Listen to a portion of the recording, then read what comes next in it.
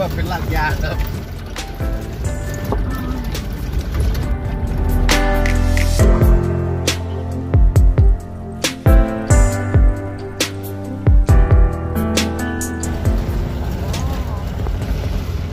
ฝั่งนี้จะเป็นดอยนะคะ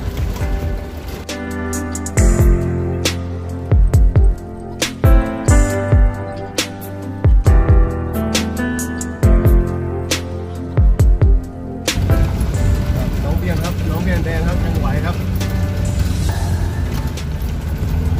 โอ้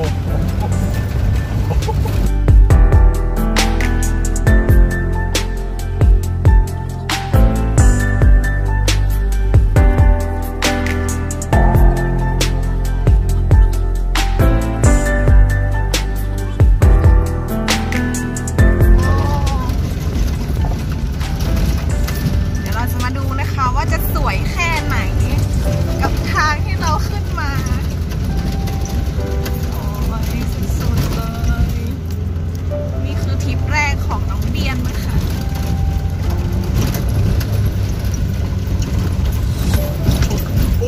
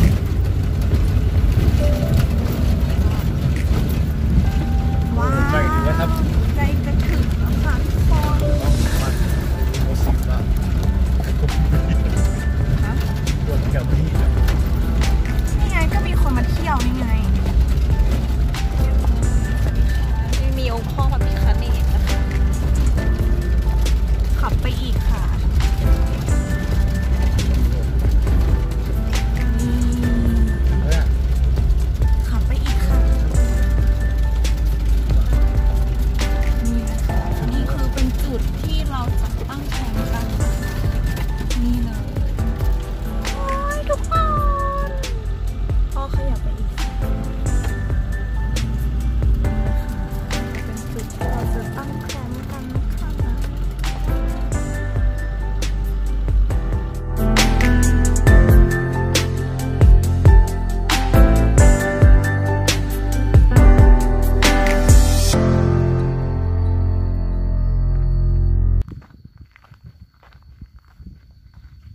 มาเดินสำรวจก่อนนะคะว่าจะมีแบบห้องน้ำให้เราได้ใช้ไหมนะคะ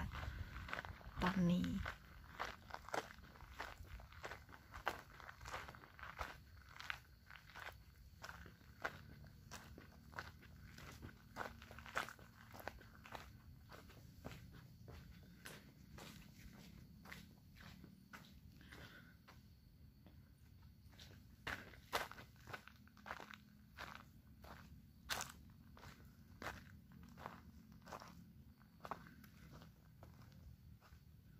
ห้องน้ำอยู่ข้างล่าง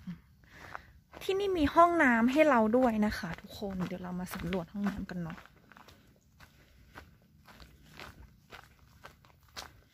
นี่ค่ะ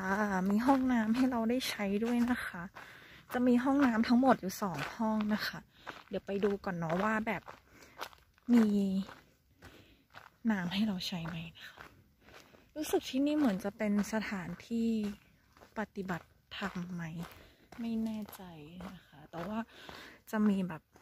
องค์พ่อพระพิฆเนศนะคะพระศิวลีเนาะมีพระพุทธรูปนะคะนี่ก็จะมีห้องน้ำมีไฟนะคะที่นี่มีไฟมีห้องน้ำนะทุกคนนี่ค่ะก็จะเป็นห้องน้ำแบบนี้นะสะอาดอยู่นะทุกคนสะอาดอยู่ด้วยนะคะสะอาดอยู่นะสะอาดนะคะแล้วก็มีน้ำให้ใช้นะคะมีน้ำให้ใช้แล้วก็มีไฟเนาะมีน้ำมีไฟนะคะโอเคมีน้ำมีไฟเหมือนเขาจะเปิดไว้ตลอดเวลาเนาะเพราะว่าไม่เห็นสวิตช์ไฟอะค่ะนะคะก็ถ้ามาก็ทำความสะอาดสักหน่อยเราใช้แล้วก็รักษาความสะอาดเนาะนี่นะคะรีวิวว่ามีห้องน้ำนะคะมีถุงขยะให้เราใส่ของเนาะโอเคนี่จะเป็นจุดชมวิวอีก1 จุดนะคะมีเก้าอี้เนาะ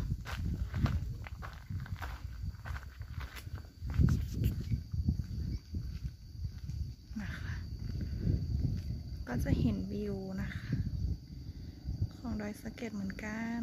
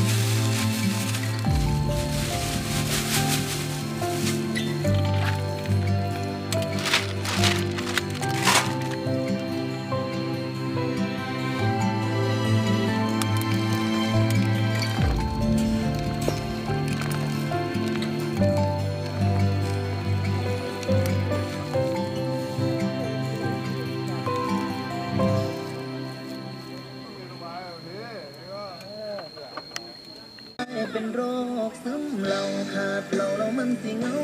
แล้วเดี๋ยวมันสิเศร้าสาเหตุก็เป็นย้อนจัง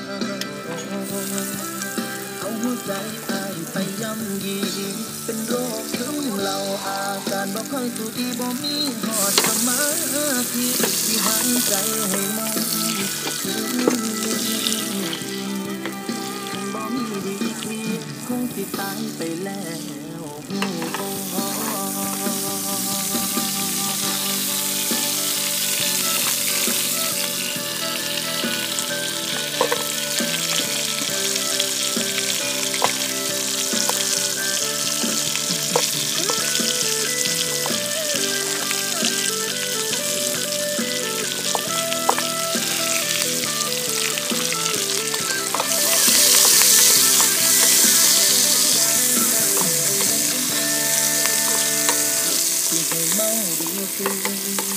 ไปที่ให้ที่ให้นอนห้องทางไปที่อุ่นคนบ่มีหัวใจเมาให้ตายเจ้าก็บ่รู้ หอมมากเลยหอมแบบเนยกระเทียม ตัวที่มอง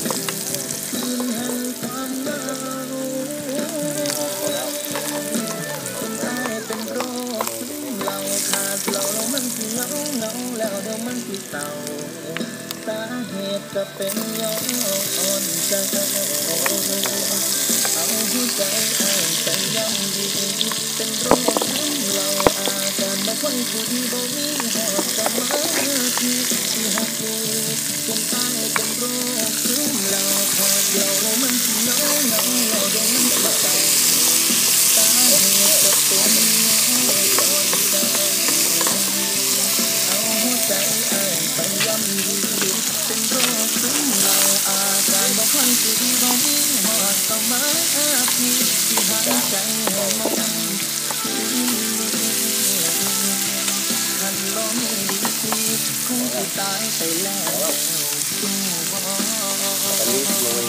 ย้อนอ้ายเมาดีก็เลยกลายเป็นโรคซึมเศร้า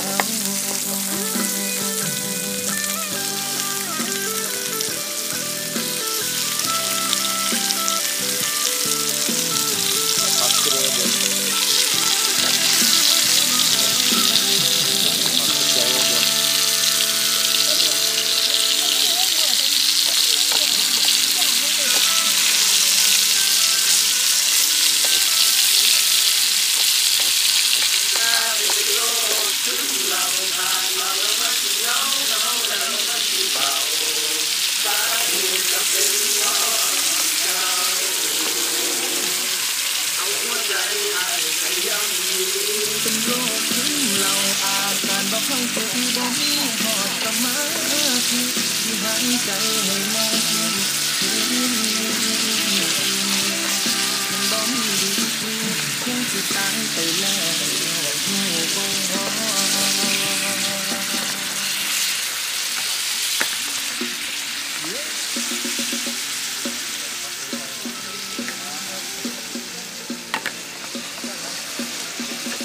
คนยังไม่มาส่งเสียงดังๆหน่อยเลย